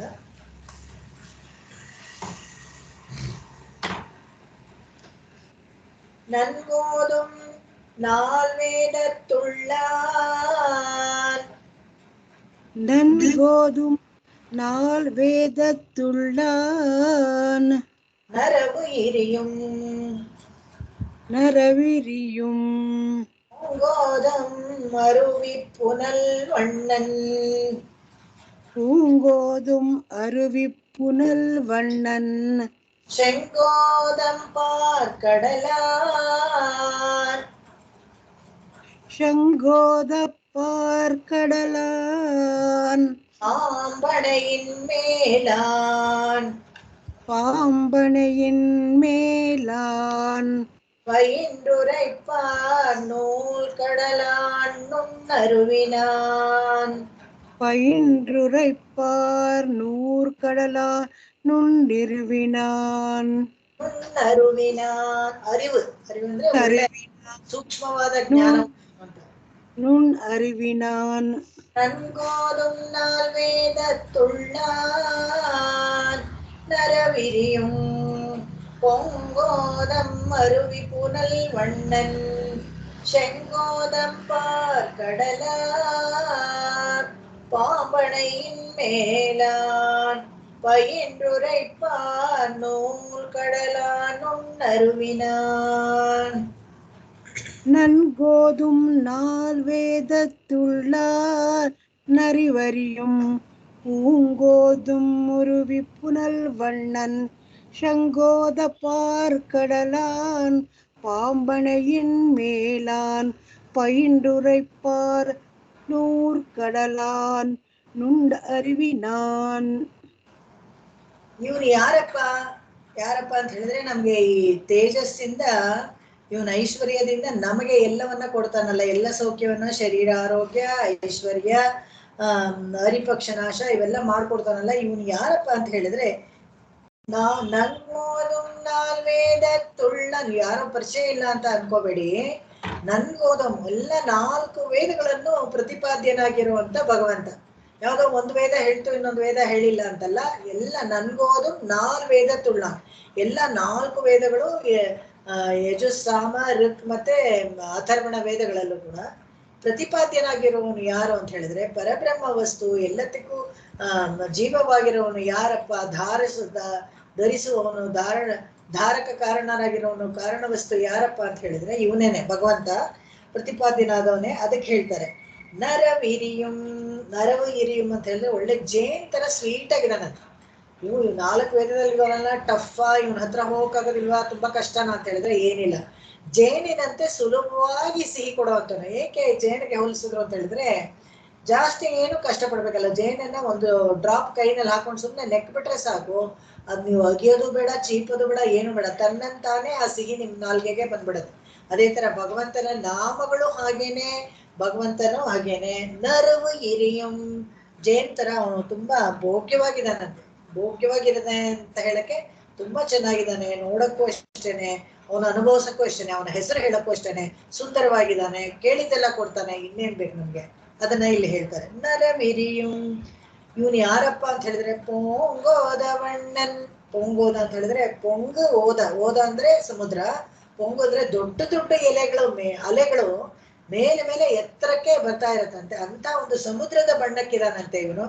ಪೊಂಗೋದವಣ್ಣನ್ ಪಾರ್ ಕಡಲಾನ್. ಕ್ಷೀರಾಬ್ದಿಯಲ್ಲಿ ಮಲ್ಕೊಂಡಿದ್ದಾನಂತೆ. ಇವನ ಅಡ್ರೆಸ್ ಯಾವ್ದಪ್ಪ, ಪರ್ಮನೆಂಟ್ ಅಡ್ರೆಸ್ ಅಂತ ಹೇಳಿದ್ರೆ ಭಗವಂತನದು ಪಾರ್ ಕಡಲಾನ್, ಕ್ಷೀರಾಬ್ದಿಯಲ್ಲಿ ಮಲ್ಕೊಂಡಿದ್ದಾನೆ. ಪ್ರಕೃತಿ ಮಂಡಲದಲ್ಲೇ ಇದೆ, ವಾಸುದೇವನಾಗಿ ಅಲ್ಲಿ ಮಲ್ಕೊಂಡಿದ್ದಾನೆ. ಏನ್ರ ಮೇಲೆ ಮಲ್ಕೊಂಡಿದ್ದಾನೆ ಅಂದ್ರೆ ಪಾಂಬಣೆಯ, ಆದಿಶೇಷನ ಮೇಲೆ ಮಲ್ಕೊಂಡಿದ್ದಾನೆ. ಅದನ್ನ ಇಲ್ಲಿ ವಿವರಿಸ್ತಾರೆ. ಇವನ್ ಯಾರನ್ನ ನಾವು ಪೂಜೆ ಮಾಡ್ಬೇಕು ಅಂತ ಹೇಳಿದಾಗ, ಈ ಐಶ್ವರ್ಯ ಇವೆಲ್ಲ ನಮ್ಗೆ ಸಿಗ್ಬೇಕು ಅಂತಿದ್ದಾಗ ಅವನು ಯಾರಪ್ಪ, ಹೇಗಿದ್ದಾನೆ, ಅಡ್ರೆಸ್ ಅದನ್ನ ಹೇಳ್ಕೊಳ್ತಾನೆ. ಇಲ್ಲಿ ಹೇಳ್ತಾರೆ ಶಂಗೋದಂ. ಶಂಖಗಳಿರೋ ಸಮುದ್ರ ಅಂತೆ ಅವೆಲ್ಲಾನು. ಸಮುದ್ರದಲ್ಲಿ ಮಧ್ಯದಲ್ಲಿ ಒಂದು ಕ್ಷೀರಾಬ್ದಿ ಇದೆ. ಈ ಪ್ರಕೃತಿ ಮಂಡಲದಲ್ಲೇ ಎಲ್ಲೋ ಒಂದು ಕ್ಷೀರಾಬ್ದಿ ಇದೆ ಅಂತ ಹೇಳಿದಾಗ ಆವರಣದಲ್ಲಿ ನಮ್ಗೆಲ್ಲೂ ಸಿಗದಿಲ್ಲ ನೋಡಿ. ಇಡೀ ಸಮುದ್ರ ಕಣ್ಣಿಗೆ ಕಾಣಿಸೋ ಅಷ್ಟು ಎಲ್ಲ, ಕೆಲವರು ಎಲ್ಲ ಓಷನ್ ನೋಡಿರ್ಬೋದು ಟೂರ್ ಹೋಗಿ, Pacific ocean, Arabian ocean, Indian ocean ಅನ್ಕೊಂಡು ರೆಡ್ ಸಿ ಅದು ಇದು ಎಲ್ಲ ಹೋಗ್ಬೋದು. ಎಲ್ಲ ಹೋದ್ರೂ ಕಣ್ಣಿಗೆ ಕಾಣಿಸೋವರೆಗೂ ಸಮುದ್ರ ಇದೆ. ಕ್ಷೀರಾಬ್ದಿ ಎಲ್ಲೂ ಕಾಣಿಸೋದಿಲ್ಲ ಅಂತ ಹೇಳಿದ್ರೆ ಎಲ್ಲೋ ಒಂದ್ ಕಡೆ ಪ್ರಕೃತಿ ಮಂಡಲದಲ್ಲೇ ಇದೆ, ಮಧ್ಯದಲ್ಲಿ ಎಲ್ಲೋ ಪ್ರಕೃತಿ ಮಂಡಲದಲ್ಲಿ ಕ್ಷೀರಾಬ್ದಿ ಇದೆ. ಶಂಗೋದಂ, ಅದರಲ್ಲೂ ಅಷ್ಟೇ ಕಪ್ಪೆ ಚಿಪ್ಪು, ಶಂಖ ಇವೆಲ್ಲ ತುಂಬಾ ಜೀವರಾಶಿಗಳು ಬೇಕಾದಷ್ಟಿದೆ. ಅದನ್ನ ಇಲ್ಲಿ ಹೇಳ್ತೀವಿ. ಶಂಗೋದಂ ಪಾರ್ ಕಡಲಾನ್. ಈ ಶಂಗೋದಂ ಪಾರ್ ಕಡಲಾನ್ ಅಂತ ಹೇಳಕ್ಕೆ ಕ್ಷೀರಸಾಗರದಲ್ಲಿ ಕೂಡ ಈ ಶಂಖ ಗಿಂಕ ಅವೆಲ್ಲ ಇತ್ತು ಅನ್ನೋದಕ್ಕೆ ತೋರಿಸ್ಕೊಡ್ತಾರೆ. ಆ ಪಾರ್ಕಡಲಲ್ಲಿ ಪಾಂಬಣೆಯಾನ್ ಆದಿಶೇಷನ ಮೇಲೆ ವಾಸುದೇವನಾಗಿ ಅಲ್ಲಿ ಶಯನ ಮಾಡ್ತಾ ಇದ್ದಾನೆ. ಪೈಂಡ್ರೂರೈಪಾರ್. ಯಾರು ಪ್ರಯತ್ನ ಬಿಟ್ಟೆ ಅಂದ್ರೆ ಪ್ರಯತ್ನ ಪೂರ್ವಕವಾಗಿ ಭಗವಂತನನ್ನ ನೆನೆಸ್ಕೊಳ್ಬೇಕು, ಭಗವಂತನನ್ನ ಭಜಿಸ್ಬೇಕು, ಭಗವಂತನನ್ನ ಕೊಂಡಾಡಬೇಕು, ಭಗವಂತನ ಕೀರ್ತಿಯನ್ನ ಹರಡಬೇಕು, ಭಗವಂತನ ಗುಣಗಳ ವಿಶೇಷಗಳನ್ನ ತಿಳ್ಕೊಳ್ಬೇಕು ಅಂತ. ಪೈಂಡ್ರ ಪುರೈಪಾರ್. ಕಲ್ತ್ಕೊಳ್ಳೋದು ಒಂದು, ಹೇಳೋದು ಒಂದು, ಹೇಳ್ಕೊಡೋದು ಒಂದು, ಇದೆಲ್ಲವೂ ಇದೆ. ಇದು ಪ್ರೊಪಗೇಷನ್ ಇದೆಯಲ್ಲ, ಅದು ತುಂಬಾ ಮುಖ್ಯ. ಬರೀ ಇವಾಗ ನಾನು ಎಷ್ಟು ಜನ 30 ಜನ ಕ್ಲಾಸ್ ಮಾಡ್ತೀನಿ, ಯಾರಾದ್ರೂ ಒಬ್ರು ಫಾಲೋ ಮಾಡಿದ್ರೆ ಎಲ್ಲ ಹೆಸಿಟೇಟ್ ಮಾಡ್ತಾರೆ. ಯಾಕೆ ಅದೇ 1-to-1 ಆನ್ಲೈನ್ ಕ್ಲಾಸ್ ಅಲ್ಲಿ ಇದೆ ಪಜಿತಿ. ಡೈರೆಕ್ಟ್ ಆಗಿ ಕ್ಲಾಸ್ ಇದ್ದಾಗ ನಾನು ಏನ್ ಮಾಡ್ತಾ ಇದ್ದೆ, ಒಂದೊಂದು ಭಾಷಣ ಒಬ್ಬೊಬ್ಬರ ರಿಪೀಟ್ ಮಾಡಿಸ್ತಾ ಇದ್ದೆ. ಹೇಗೆ ಅವ್ರು ಹೇಳೋ ತಪ್ಪುಗಳು ಎಲ್ಲ ಗೊತ್ತಾಗ್ತಾ ಇದ್ದು. ತುಂಬಾ ಅಡ್ವಾಂಟೇಜಸ್ ಇದೆ, ಡಿಸ್ಅಡ್ವಾಂಟೇಜಸ್ ಇದೆ. ಆಫ್ಲೈನ್ ಅಲ್ಲಿ ಆನ್ಲೈನ್ ಎರಡೂ. ಅದೇ ಅಲ್ಲಿ ಇನ್ನೂ ತುಂಬಾ ಸ್ಲೋ. ಒಂದು ತಿರುಪಾವ ಹೇಳ್ಕೊಡಕ್ಕೆ ಆಲ್ಮೋಸ್ಟ್ ಏನಾದ್ರು ಒಂದು 6 ತಿಂಗಳು 7 ತಿಂಗಳು ತಗೊಂಡಿರ್ಬೋದು. ಆದ್ರೆ ಅವಾಗ ಹೇಳ್ಕೊಟ್ಟವ್ರಿಗೆ ಅಷ್ಟು ಜನಕ್ಕೆ ತಿರುಪಾವೆ ಬೈಹಾರ್ಟ್ ಬಂದಿದೆ, ಅದು ಒಂದು ವಿಶೇಷ. ಹೀಗೆ ಅದು ಇದ್ ಮಾಡ್ಬೇಕಾದ್ರೆ ಪೈಂಡ್ರೂರೈಪಾರ್ ಕಲ್ತ್ಕೊಳ್ಬೇಕು, ಪ್ರಯತ್ನ ಪೂರ್ವಕವಾಗಿ ಕಲ್ತ್ಕೋಬೇಕು. ಏನೋ ಕಲ್ತ್ಕೋಬೇಕು, ಕಾಟಾಚಾರ ಕಲ್ತ್ಕೋಬೇಕು, ಯಾರೋ ಒಬ್ರು ಹೇಳಿದ್ರು ಅದಕ್ಕೋಸ್ಕರ ಕಲ್ತ್ಕೋಬೇಕು, ಇನ್ಯಾರೋ ಹೋಗ್ತಾ ಇದಾರೆ ಅವ್ರ ಜೊತೆಗೆ ನಾನು ಹೋಗ್ತಾ ಇದೀನಿ ಕಲ್ತ್ಕೋಬೇಕು, ಹಾಗೆಲ್ಲ ಇಲ್ಲ. ಸಂಕಲ್ಪ ಮಾಡ್ಕೊಂಡು ಕಲ್ತ್ಕೊಳ್ಬೇಕು ಅಂತ ಆಸೆ ಇಟ್ಕೊಂಡು ಭಗವಂತನ ವಿಷಯವನ್ನ ತಿಳ್ಕೊಳ್ಬೇಕು ಅಂತ ಪೈಂಡ್ರ ಟ್ರೈನಿಂಗ್ ತಗೊಂಡು ಪೂರೈಪಾರ್ ತಿಳ್ಕೊಂಡು ಶಾಸ್ತ್ರೋಕ್ತವಾಗಿ ಶಾಸ್ತ್ರೀಯವಾಗಿ ಕಲ್ತ್ಕೊಳ್ಬೇಕು. ತುಂಬಾ ಜನ ನೋಡಿದೀನಿ 4000 ದಿವ್ಯ ಪ್ರಬಂಧವನ್ನ ಈ ಅಧ್ಯಯನೋತ್ಸವಕ್ಕೋಸ್ಕರನೇ ಕಲ್ತ್ಕೊಳ್ಬೇಕು. ಬೇಗ ಒಂದಿನಕ್ಕೆ 100 ಭಾಷಣ, ಒಂದು 6 ತಿಂಗಳಲ್ಲಿ 3 ತಿಂಗಳಲ್ಲಿ 4000 ಕಲ್ತ್ಕೊಂಡ್ಬಿಡ್ಬೇಕು ಅಂತ ಕಲ್ತ್ಕೊಂಡ್ಬಿಟ್ಟು ಅವಸರವಾಗಿ ಒಂದು ಬುಕ್ ಇಟ್ಕೊಂಡ್ಬಿಟ್ಟು ಅಧ್ಯಯನೋತ್ಸವಕ್ಕೆ ಹೋಗ್ತಾರೆ. ಪಾರಾಯಣನೂ ಮಾಡ್ತಾರೆ, ಇಲ್ಲ ಅಂತ ಹೇಳಲ್ಲ, ಅದರಲ್ಲಿ ಏನು ಇಲ್ಲ. ಅಂದ್ರೆ ಎಷ್ಟು ಮಟ್ಟಿಗೆ ಹೇಳ್ತಾರೆ ಸರಿಯಾಗಿ, ಎಷ್ಟು ಮಟ್ಟಿಗೆ ವಿಭಾಗ, ಆ ಪದಗಳ ಅರ್ಥ ಏನು, ಆಳ್ವಾರು ಹೇಳಿದಾಗ ಅವ್ರ ಮನಸ್ಸಲ್ಲಿ ಏನಿತ್ತು ಅನ್ನೋದು ಹೆಚ್ಚು ಕಡಿಮೆ ಒಂದು 50% ಜಾಸ್ತಿ ಜನರಿಗೆ ಖಂಡಿತವಾಗ್ಲೂ ಗೊತ್ತಿಲ್ಲ. ಬರೀ ಹೇಳೋದನ್ನ ಓದುವುದೇ ಅಷ್ಟೇ ಹೇಳ್ತಾರೆ. ಅದರಲ್ಲೂ ಪೈಂಡ್ರು ರೇಪರ್, ಅದಕ್ಕೆ ಟ್ರೈನಿಂಗ್ ಇದೆಲ್ಲ ತುಂಬಾ ಮುಖ್ಯ. ಹಿಂದಿನ ಕಾಲದಲ್ಲಿ ಅದಕ್ಕೇನೆ ಈ ಪಾಠಶಾಲೆಯಲ್ಲೆಲ್ಲ ಬೈ ಹಾರ್ಟ್ ಮಾಡಿಸ್ಬಿಡೋರು, ಪುಸ್ತಕನೇ ಇಲ್ಲ, 1 to 1 ಬಾಯಿಂದ ಬಾಯಿಗೆ ಕೇಳಿ ಕೇಳಿ ಬೈ ಹಾರ್ಟ್ ಮಾಡಿಸ್ಬಿಡು. ಈಗಲೂ ಅಷ್ಟೇನೆ ಶ್ರೀರಂಗದಲ್ಲೆಲ್ಲ ಪುಸ್ತಕ ಇಟ್ಕೊಂಡು ಯಾರು ಹೇಳೋಂಗಿಲ್ಲ. ಯಾರಿಗೆ ವಾಚೋ ವಿಧೇಯ, ನಾಲ್ಗೆಗೆ ವಿಧೇಯವಾಗಿರ್ಬೇಕು ಅವ್ರು ಕಲ್ತಿರೋದೆಲ್ಲ. ಅದನ್ನ ಹೇಳಿದ ತಕ್ಷಣ ಪಟಪಟ ಅಂತ ಹೇಳ್ತಾರೋ ಅವ್ರು ಮಾತ್ರನೇ ಅಲ್ಲಿ ಹೇಳಕ್ಕಾಗತ್ತೆ. ಅಷ್ಟೇ ಯಾಕೆ ಇನ್ನೂ ಕಷ್ಟ. ಈ ಶ್ರೀರಂಗದಲ್ಲಿ ಹೋಗಿ ಕರ್ನಾಟಕದವರು ಹೇಳೋಂಗಿಲ್ಲ, ಯಾಕಂದ್ರೆ ಅಲ್ಲಿ ಬರೀ ತೆಂಗ್ಲೆಯವ್ರು ಮಾತ್ರನೇ ಹೇಳ್ಬೇಕು. ಬಾಯಿ ಮುಚ್ಕೊಳ್ಳಿ ಸ್ವಾಮಿ ಅಂತ ಹೇಳ್ತಾರೆ, ವಾಯಿ ಪೊತ್ತನ್ ಸ್ವಾಮಿ ಅಂತ ಹೇಳ್ಬಿಡ್ತಾರೆ. ಎಷ್ಟೋ ಶ್ರಮಗಳಿದೆ.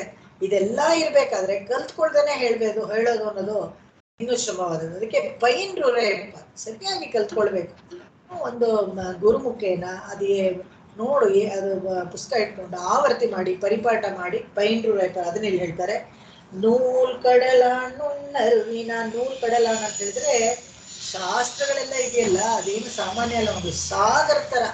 ಅದನ್ನೆಲ್ಲ ಯಾರಪ್ಪ ನೇಮಿಸಿದ್ದು ಅಂದ್ರೆ ಶ್ರುತಿ ಸ್ಮೃತಿರ್ ಮಮೈವಾಜ್ಞಾ, ಭಗವಂತನೇ ಅದನ್ನೆಲ್ಲ ಮಾಡಿಟ್ಟಿರೋದು. ಎಲ್ಲ ಶ್ರುತಿಗಳ ಮೂಲಕ ಸ್ಮೃತಿಗಳ ಮೂಲಕ ಆಜ್ಞೆಗಳನ್ನ ಭಗವಂತನೇ ಮಾಡಿದ್ದಾನೆ. ನುಣ್ಣರಿವಿನ ಹೇಗೆ ಮಾಡ್ದ ಅಂತ ಹೇಳಿದ್ರೆ ಅದನ್ನ ಸೂಕ್ಷ್ಮವಾದ ಜ್ಞಾನದಿಂದ ಭಗವಂತನನ್ನ ಹೇಗೆ ಅರ್ಥಕೊಳ್ಳೋಕೆ ಸಾಧ್ಯ ಅಂದ್ರೆ, ಏನೋ ಒಂದು ವಿಕಿಪೀಡಿಯಾ ನೋಡ್ಕೊಂಡ್ಬಿಟ್ಟು ಪರಮಾತ್ಮನನ್ನ ತಿಳ್ಕೊಂಡ್ಬಿಡ್ತೀನಿ ಅಂದ್ರೆ ಆಗೋದಿಲ್ಲ. ಶಾಸ್ತ್ರಗಳನ್ನ ಆಧಾರವಾಗಿ ಇಟ್ಟು ವೇದಗಳ ಮೂಲಕ ಸದಾಚಾರ್ಯಗಳ ಮೂಲಕ ನಾವು ತಿಳ್ಕೊಳ್ಬೇಕು. ಸೂಕ್ಷ್ಮವಾದ ಅರಿವಿನಿಂದ ತಿಳ್ಕೊಳ್ಬೇಕು. ಅರಿವಿನ ಸೂಕ್ಷ್ಮವಾದ ಅರಿವು ಅಂದ್ರೆ ತುಂಬಾ ಕಷ್ಟ. ಅದನ್ನ ಹೇಳ್ತಾ ಹೋದ್ರೆ ಇವನು ತತ್ವಮಸಿ ಅವು ಇವೆಲ್ಲ ಕಬ್ಬಣದ ಕಡ್ಲೆ, ಅವೆಲ್ಲ ಅಷ್ಟು ಸುಲಭವಾಗಿ ಅರ್ಥ ಆಗೋದಿಲ್ಲ. ಅದನ್ನ ನುಣ್ಣರಿವಿನ, ಯಾರಿಗೆ ಜ್ಞಾನ ಇದು ಸಂಪೂರ್ಣ ಜ್ಞಾನ ಇರುತ್ತೋ ಆಧ್ಯಾತ್ಮಿಕ ವಿಷಯದಲ್ಲಿ ಮತ್ತೆ ಭಗವಂತನ ವಿಷಯದಲ್ಲಿ ಸ್ವರೂಪ ರೂಪ ವಿಭವ ಗುಣ ಐಶ್ವರ್ಯಗಳೆಲ್ಲ ಚೆನ್ನಾಗಿ ಅರ್ದು ಕುಡಿದು ತಿಳ್ಕೊಂಡಿರ್ಬೇಕು. ಆ ನುಣ್ಣರಿವಿನ ಇತಿಹಾಸ ಪುರಾಣಗಳಲ್ಲಿ ಪ್ರತಿಪಾದ್ಯನಾದವನು, ಭಗವಂತನ ವಿಷಯದಲ್ಲಿ ಚೆನ್ನಾಗಿ ಈಡುಪಾಡಿರೋನು, ಸೂಕ್ಷ್ಮವಾದ ಜ್ಞಾನದಿಂದಲೂ ಅರಿಯಲಿಕ್ಕೆ ಸಾಧ್ಯವೇ ಹೊರತು ಭಗವಂತನಿಗೆ ಈ ತರ ಇರ್ತಾನೆ, ಅವ್ನು ಫೋಟೋ ತೋರಿಸ್ಬಿಟ್ಟು ಹೀಗೆ ಇರ್ತಾನೆ ಇಷ್ಟೇ ಇರ್ತಾನೆ ಅಂದ್ರೆ ಅದಕ್ಕೆ ಬಿಯಾಂಡ್, ಅದಕ್ಕೆ ಹಿಂದೆನೋ ಫೋಟೋದ ಹಿಂದೆನೋ ತುಂಬಾ ವಿಷಯ ಇದೆ ಅಂತ ಇರುತ್ತೆ. ಅದು ಸುಲಭವಾಗಿ ತಿಳ್ಕೊಳಕ್ಕಾಗಲ್ಲ. ಇದಿಷ್ಟು ಹೇಳ್ತಾರೆ. ಅಂದ್ರೆ ಎಷ್ಟು ಅವನನ್ನ ತಿಳ್ಕೊಳ್ಳೋದು ಅಷ್ಟೇ ಕಷ್ಟ ಅಂತ ಈ ಪದ್ಯದಲ್ಲಿ ಹೇಳ್ಕೊಳ್ತಾರೆ. ಸೌಶೀಲ್ಯ ಸೌಲಭ್ಯ ಎಲ್ಲ ಅವನ ಗುಣ ಆಗಿದ್ರೆ ಕೂಡ ಅವನನ್ನ ಅರ್ಥ ಮಾಡ್ಕೊಳ್ಳೋದು ಮಾತ್ರ ಕಷ್ಟ ಅಂತ ಹೇಳ್ತಾರೆ. ಮುಂದಿನ ಹಾಡು ಹೋಗೋಣ. ಅರಿವೆನ್ನಂ ತಾಳ್ಕೊಳ್ಳುವಿ, ಅರಿವೆನ್ನು ತಾಳ್ಕೊಳ್ಳುವಿ. ಈ ಕೊಳುವಿ ಅಂದ್ರೆ ಇದು ಚಿಲ್ಕ ಅಂತ. ಕೊಳುವಿ ಕುಡವಿ ಅಂತ ಹೇಳಿದ್ರೆ ಮಗು, ಈ ಕೊಳುವಿ ಅಂತ ಹೇಳಿದ್ರೆ ಅದು ಈ ರುಬ್ಬೋ ಗುಂಡಿದೆಯಲ್ಲ ಅದು. ಕೊಳುವಿ ಅಂತ ಹೇಳಿದ್ರೆ ಈ ತಾಪಾಡು. ವ್ಯತ್ಯಾಸಗಳು ಬರುತ್ತೆ. ಐಂಬುಲನುಂ ತಮ್ಮಿಲ್, ஐம்புலனும் தம்மில் செறிவென்னும் தென்கதவும் செம்மி, செறிவென்னும் திண்கதவும் செம்மி, மறை என்னும் நன்கோதி நன்குணர்வார்,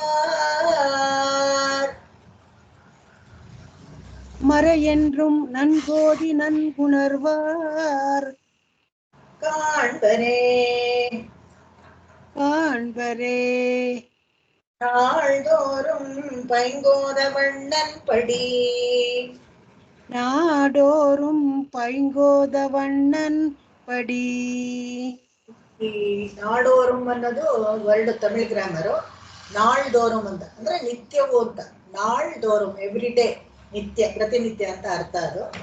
ಅರಿವೆನ್ನುಂ ತಾಳ್ಕೊಳ್ಳುವಿ ಐಂಬುಲನುಂ ತಮ್ಮಿಲ್, செறிவென்னும் தென்கதவும் செம்மி, மறையென்னும் நன்கோதி நன்குணர்வார் காண்பரே நாள்தோறும் பைங்கோத வண்ணன் படி.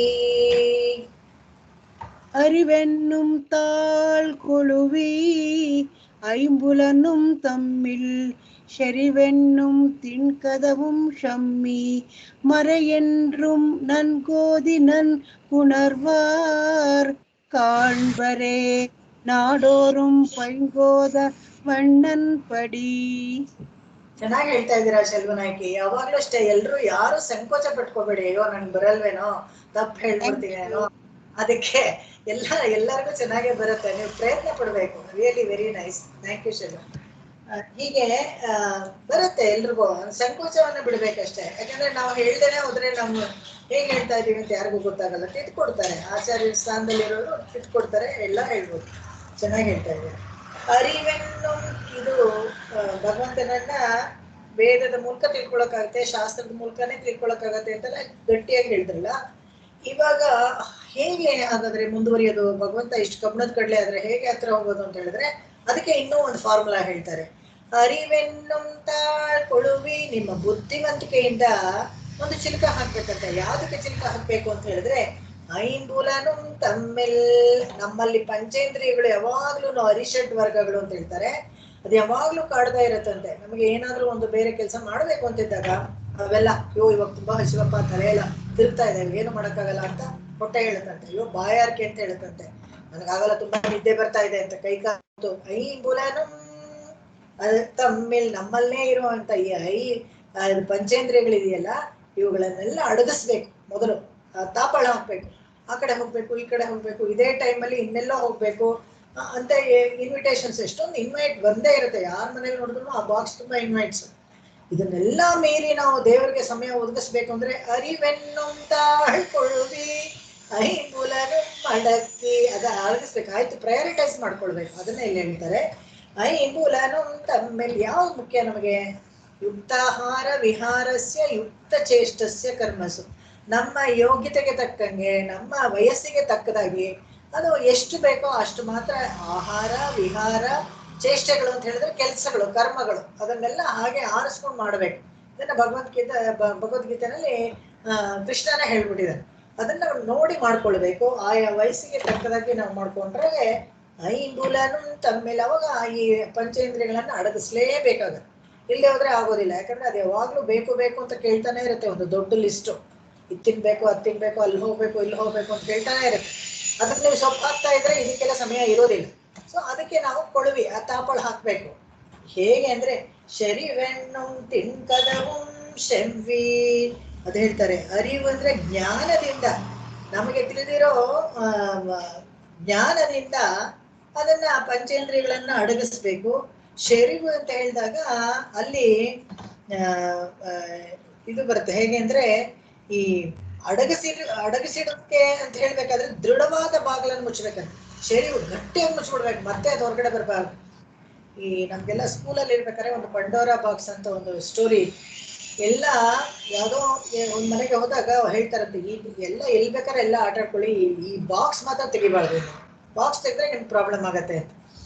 ಆಡಮ್ ಅಂಡ್ ಈವ್ ಆಪಲ್ ತಿಂದಾಗ ಎಲ್ಲ ತೊಂದರೆ ಆಗುತ್ತೆ, ಸಂಸಾರ ಶುರು ಆಗುತ್ತಲ್ಲ, ಅದೇ ತರನೇ ಈ ಬಾಕ್ಸ್ ಮಾತ್ರ ತೆಗಿಬಾರ್ದು ನೀವು. ಕ್ಯೂರಿಯಾಸಿಟಿ, ಯಾಕಂದ್ರೆ ಅವಾಗ ಈ ಅರಿವನ್ನು ತಾಳಿಲ್ಲ, ಅವಾಗ ಬುದ್ಧಿ ಇಲ್ಲ. ಅದರಿಂದ ಏನ್ ಮಾಡಿದ್ರು, ಐಂಬುಲನ್ನ ಅಡಕಿಲ್ಲ. ಅಯ್ಯೋ ಇದ್ರಲ್ಲಿ ಏನಿದೆಯೋ, ಏನ್ ತಿನ್ನೋ ವಸ್ತು ಇದೆಯೋ, ಅದ್ರಲ್ಲಿ ನೋಡಕ್ಕೆ ಏನಾದ್ರು ಚೆನ್ನಾಗಿದೆಯೋ ಅಂತ ಹೇಳ್ಬಿಟ್ಟು ಆ ಪಂಡೋರಾ ಬಾಕ್ಸ್ ಓಪನ್ ಮಾಡ್ತಾರೆ. ಪಂಡೋರಾ ಬಾಕ್ಸ್ ಓಪನ್ ಮಾಡಿದಾಗ ಆ ಕಥೆ ನಮ್ಗೆಲ್ಲ ಸ್ಕೂಲಲ್ಲಿ ಇಂಗ್ಲಿಷ್ ನಲ್ಲಿ ಇತ್ತು, ನಾನ್ ಡಿಟೈಲ್ ಅಲ್ಲಿ.